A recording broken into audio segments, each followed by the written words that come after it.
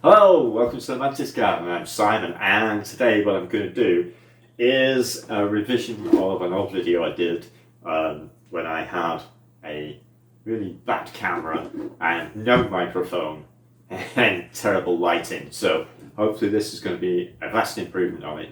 I also didn't have any gear really. I was just winging it at the time for the camera. I was very nervous, which obviously, as you can see, I'm probably not now. A bit more of a gobshite.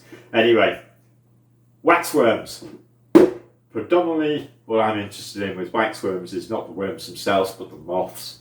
My guys like to eat the moths. I don't like to give them worms that often. Mantis, not a great meal for the mantis, but as a treat now and again. But as the moths, they're great. So I do this predominantly for the moths, but if you want worms, you're going to get worms anyway. So you might as well. Now, waxworms are actually not worms. They're, they're moths. They're caterpillars, if you like. A larva of the wax moth. So what we're going to do here is give them something to eat. They live in beehives in general. They're actually the bane of the beekeeper because of their obsession with eating the beehives and everything in them. So you can imagine what they're going to like to eat. Honey's going to be part of it. But to give them a bit of confusion, I have some here because I made a video yesterday on cultivating fruit flies. So I used this then, so I thought, yeah, I've got this, I might as well carry on, continue the feeder range and improve on these the old videos. So here we go. This is porridge oats. And nothing more than porridge oats. Now you can use the big one or the small one.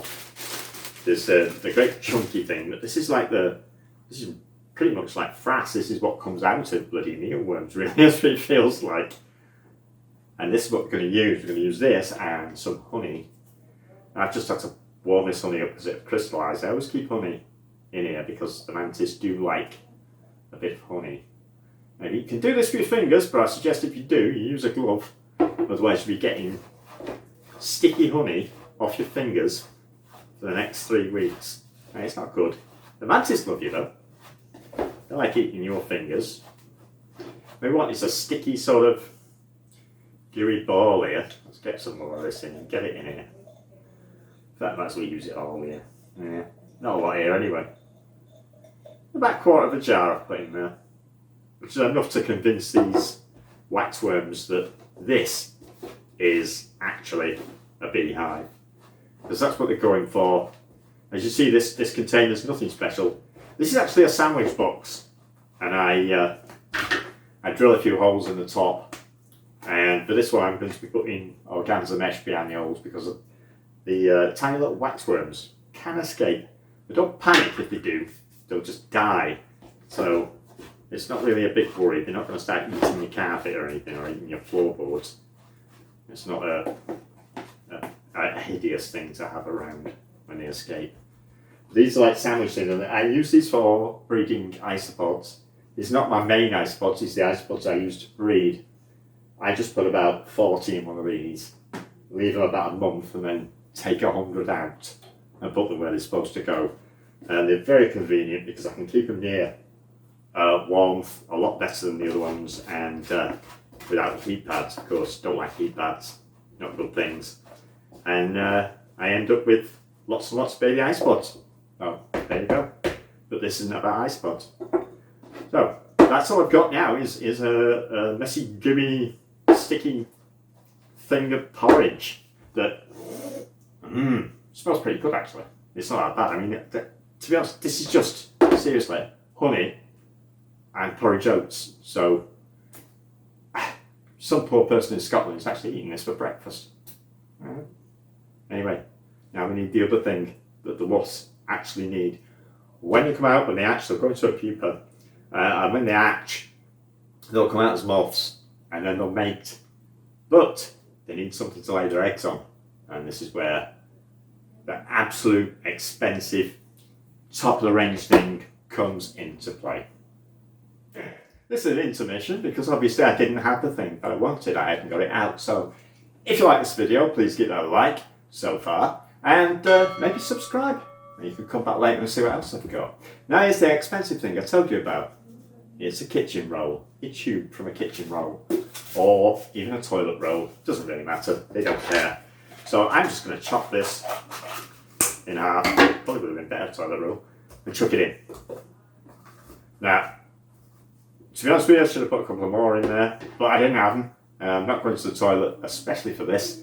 So, when I have got them, I'll just chuck them in, it's no big deal. And for now, the other thing we need, the only other ingredients you need in this, are these. These are Pet Shop bought waxworms.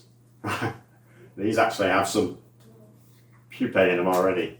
So I'm just going to chuck these in, along with everything else that's in there. And these are handy little pots.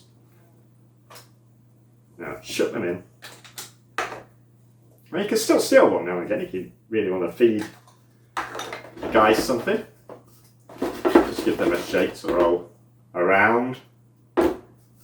Chuck them in, chuck the top on, and we want to put those, I'm going to bake them at around 88 Fahrenheit, which is, don't know what that is, it's probably about 28 to 30, 29 degrees I'd say, centigrade, and we bake them at that, and in 5 or 6 days we'll probably have moths, and then it takes quite a while for the moths to, the eggs to hatch and the waxworms to grow a bit. I mean, you can get smaller waxworms out of this. And that's about it. That's all you need to do for waxworms. There's no special thing. There's no, you don't need to buy one of them great wooden things that looks like a beehive with all little cupboards and drawers on it. Just a tub, some oats and some honey, and a couple of back rolls. And away you go. You now have a waxworm culture. They will breed. They will produce eggs. And there will be an everlasting supply of wax moths, if that's what you want. So, that's about it really. And thanks for watching. I'll see you next time. Bye bye.